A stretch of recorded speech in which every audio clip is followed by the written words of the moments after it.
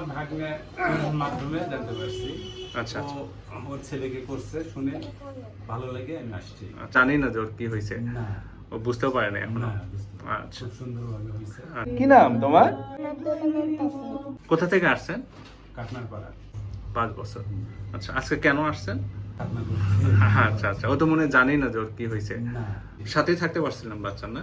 জি মানে কি কোনো অজ্ঞান করা হয়েছিল বাচ্চাকে? না না তখন হয়েছে তখন কি বুঝতে পারছে? না কান্নাকাটি করা, ছোটাছুটি করা, না, না, না। কোনো সেলাই বা ব্যান্ডেজ দিতে হয়েছে কি? না ইয়ার পরেই তো প্যান পরাই দিতে পারছেন। জি প্যান পরে সে স্বাভাবিক চলাফেরা সব করতে পারতেছে।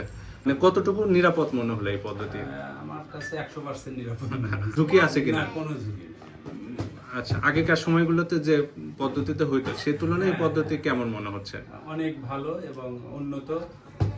আশেপাশে আমি শুনে তো ভয় ছিলাম, তো এখানে এসে কোনো ভয় নাই। আচ্ছা আচ্ছা। সবাই আপনারা করতে পারেন। মানে কি কি জন্য ভয় ছিল যদি একটু জানাতেন? সাইডে খোঁজ খবর নিছি যে কাটতে গিয়ে পুরো কেটে গেছে এরকম। আচ্ছা আচ্ছা তারপরে বাচ্চা অজ্ঞান করছে, অজ্ঞানে জ্ঞান ফিরেনি। আচ্ছা আচ্ছা। এখানে সেই রকম কোনো ভয় নাই। এখানে আপনারা নির্দ্বিধায় নিঃসংকোচে নির্ভয়ে আসতে পারেন।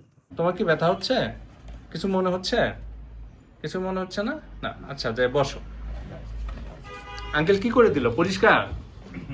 বলা হয় ও জানি না যে আসলে কি হয়েছে, মানে ওইরকম ওই বয়সটা হয় না এখনো, বোঝার বয়সটা।